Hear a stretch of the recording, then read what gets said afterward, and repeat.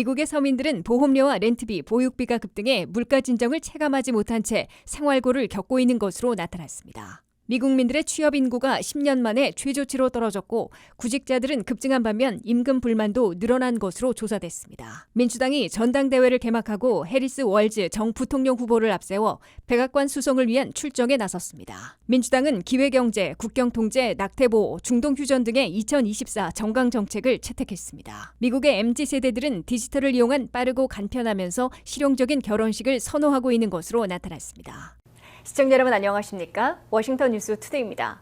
미국의 중산층 이하 서민들은 지난 2년간 보험료와 렌트비, 보육비가 급등해 물가 진정을 체감하지 못한 채 생활고를 겪고 있는 것으로 나타났습니다. 지난 2년간 자동차 보험료는 무려 40%나 급등했고 렌트비 등 주거비는 13%, 전기료는 10%, 데이케어는 새학기 때에는 한두 달 사이에 $600나 폭등한 것으로 집계되고 있습니다. 김미영 기자가 보도합니다. 미국의 CPI 소비자 물가는 2022년 6월 9.1%까지 치솟았다가 2년 후인 올 7월에는 2.9%로 3분의 1 수준으로 진정됐으나 대다수 서민들은 거의 체감하지 못하고 생활고를 호소하고 있습니다. 서민들이 물가 진정을 체감하지 못하고 생활고에 시달리고 있는 주된 이유는 자동차 보험을 비롯한 보험료, 렌트비 또는 모기지와 유틸리티비를 포함한 주거비, 어린 자녀들을 보내야 하는 차일드케어 보육비 등이 유난히 많이 올랐기 때문이라고 월스트리트 저널이 지적했습니다. 41년 만에 최고치를 기록했던 미국의 물가가 3분의 1 수준으로 진정된 2년 동안 자동차 보험료는 무려 40%나 폭등했습니다. 자동차 보험료와 수리비를 합한 교통비 전체도 2년간 18%나 올라 있습니다. 전체 교통비가 2년간 18% 올라 한 달에 $300를 들이던 사람들이 $355로 55달러를 더 쓰게 된 것으로 계산되고 있습니다. 렌트비와 전기료가 2년간 각 10%씩 오른 것을 비롯해 모기지 상환금을 포함한 주거비는 2년간 13% 올랐습니다. 렌트비나 모기지 상환금이 $3,000인 경우 2년간 13% 오른 것으로 계산하면 한 달에 $400씩 더 내고 있는 셈이어서 서민들의 가계 경제에선 큰 부담이 가중된 것으로 해석됩니다. 각종 서비스 비용도 2년간 11% 올랐으며 전기료는 10%, 식료품 가격은 8% 오른 것으로 나타났습니다. 어린 자녀들을 둔 부모들은 보육비 걱정에 신음하고 있습니다. 메트로 지역의 중2 데이케어 시설의 보육비는 2년간 6.4% 올랐습니다. 전체 통계로는 소비자 물가 인상률과 같은 수준의 보육비 인상이지만 새 학기 때나 수요가 크게 몰릴 때에는 상상을 뛰어넘는 보육비 폭등을 겪고 있습니다.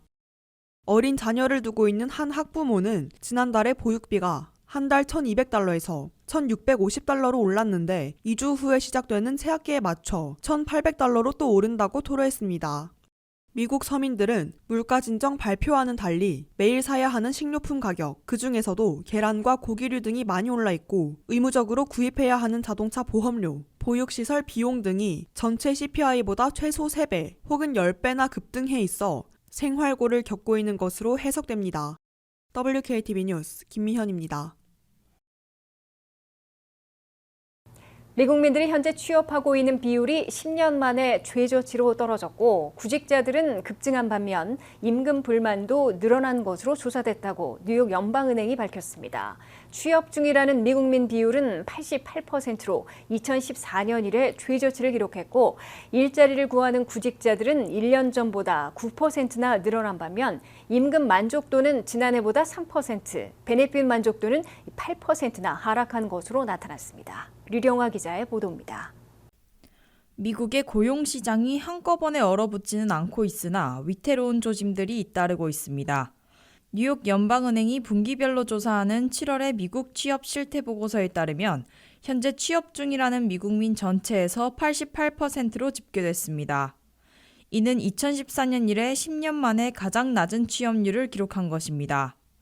일자리를 찾고 있다는 구직자들은 28.4%로 1년 전보다 9포인트나 급등하면서 2014년 이래 10년 만에 최고치를 기록했습니다.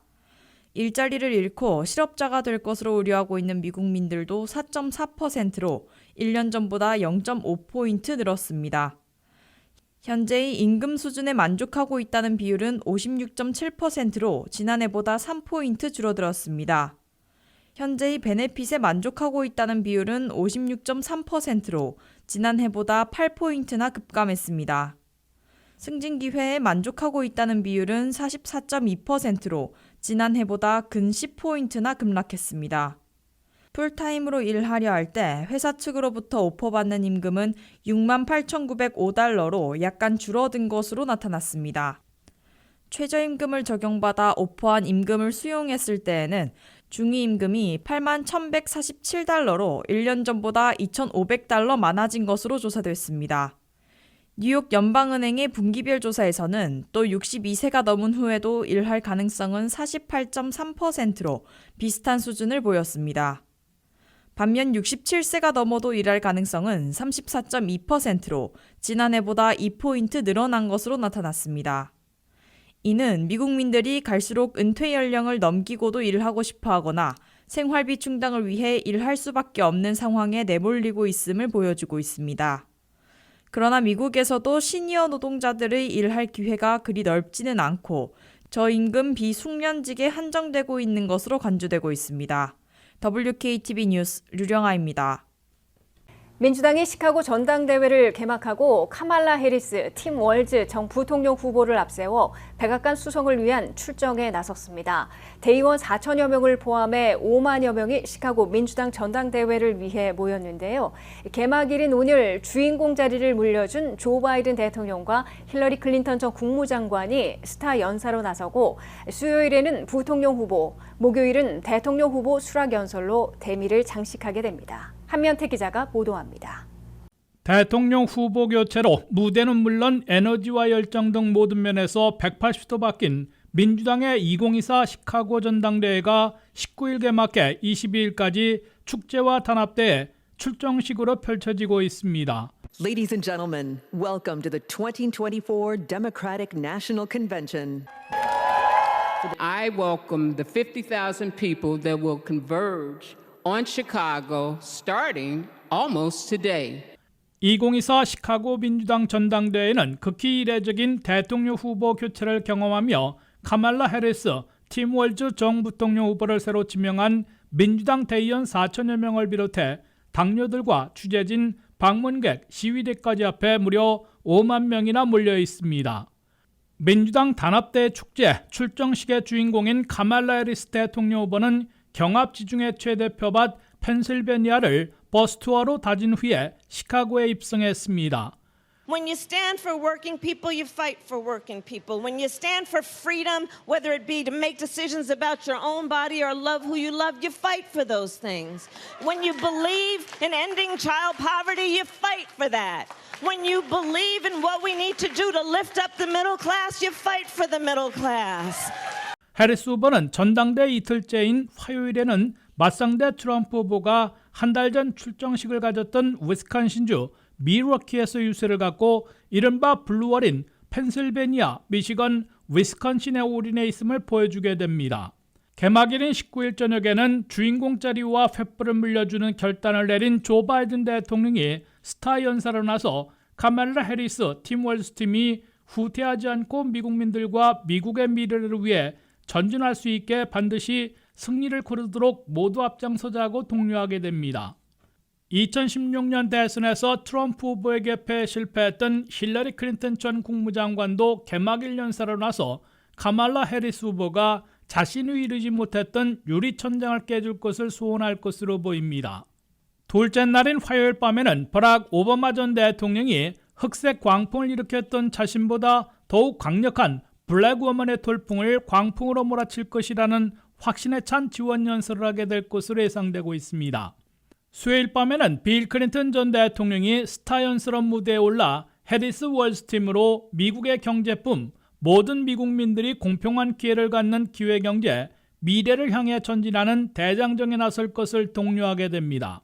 수요일의 주인공은 팀 월즈 미네소타 주지사로 부통령 후보 지명을 공식 수락하고 카말라 해리스 대통령 후보와 손잡고 80일도 채 남지 않은 대선일 끝까지 민주당 진영에 불어넣은 에너지와 열정, 계기를 유지시켜 반드시 승리하겠다는 다짐을 하게 됩니다.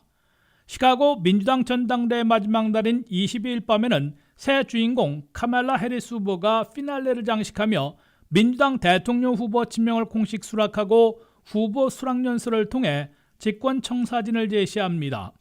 민주당의 해리스 월즈 팀은 공화당 트럼프 벤스 팀이 미국을 과거로 끌고 가면서 소수의 부자와 대기업들만을 위한 정책을 펴려는 데 맞서 미래로 전진하면서 일하는 중산층을 중심으로 다수의 미국민들을 위해 모두에게 공평한 기회를 주는 정책을 펼 것으로 대조시키며 최선의 선택을 호소하고 있습니다.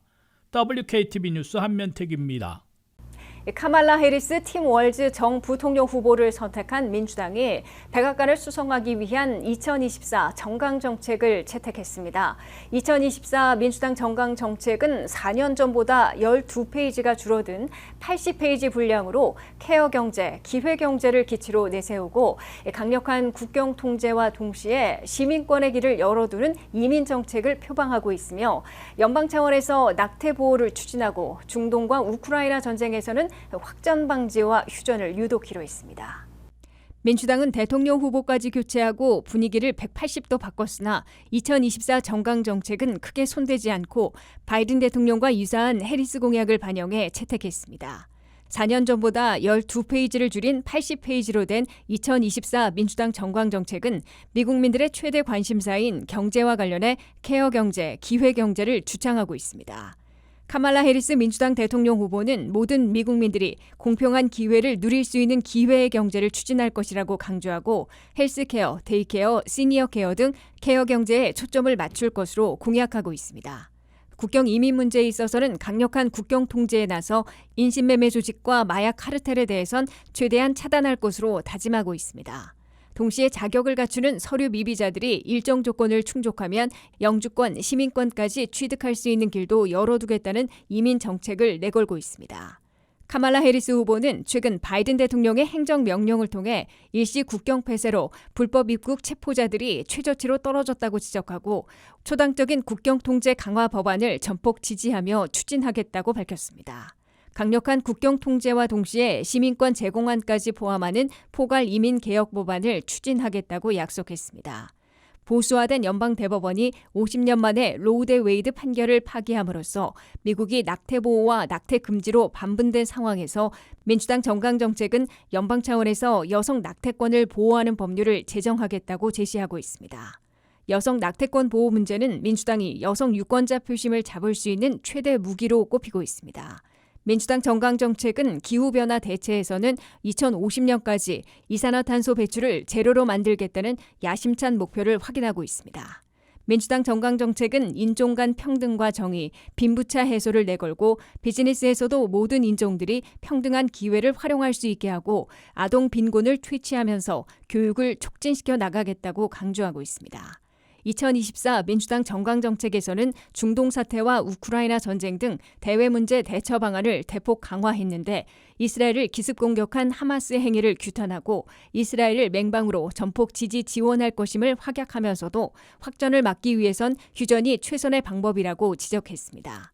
우크라이나 전쟁에 대해서도 민주당 정강정책은 러시아의 침략 전쟁을 규탄하고 미국은 우크라이나의 주권 수호를 끝까지 지원할 것이지만 러시아의 직접적인 군사 충돌로 인한 확전만큼은 강력 차단할 것임을 강조했습니다. 미국의 MZ세대들이 결혼 정년기에 접어들고 있는데요. 이들 세대들은 기존 방식을 버리고 개성을 살리면서 비용은 절감할 수 있는 실용적이면서도 간소한 결혼식을 선호한다고 합니다. 디지털을 이용한 청첩장, 덜 전통적이면서 저렴한 웨딩 의상, 캐주얼한 음식, 즉흥적인 사진 촬영 등이 점점 인기를 끌고 있습니다. 안혜린 기자가 보도합니다.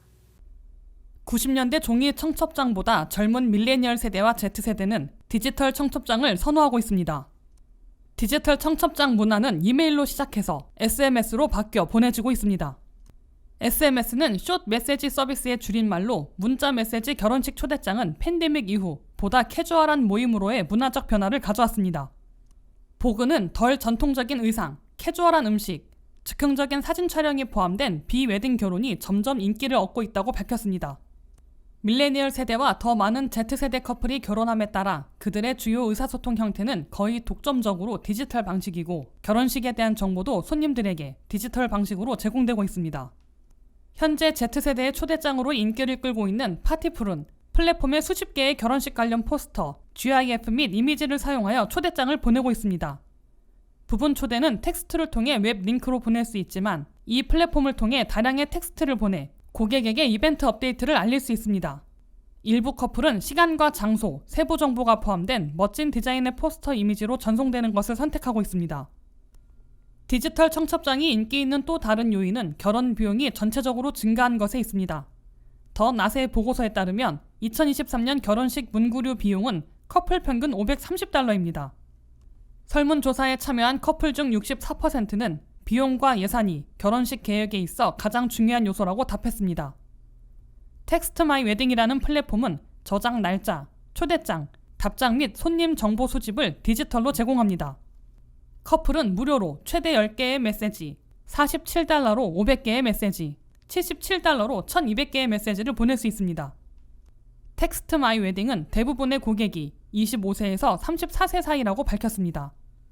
2022년 8월부터 2023년 7월까지 약 202개의 이벤트가 플랫폼에 등록되었는데 2023년 8월부터 2024년 7월까지는 899개로 급증했습니다. 페이퍼레스 포스트는 2023년부터 2024년까지 SMS를 사용하여 초대를 받는 결혼식 하객수가 35% 증가해 최근 결혼식 및 날짜 저장 템플릿을 검색하려는 사용자가 확연히 늘어나고 있다고 밝혔습니다. WKTV 뉴스 안혜린입니다. 이상으로 워싱턴 뉴스투데이를 마치겠습니다. 시청해주신 여러분 고맙습니다.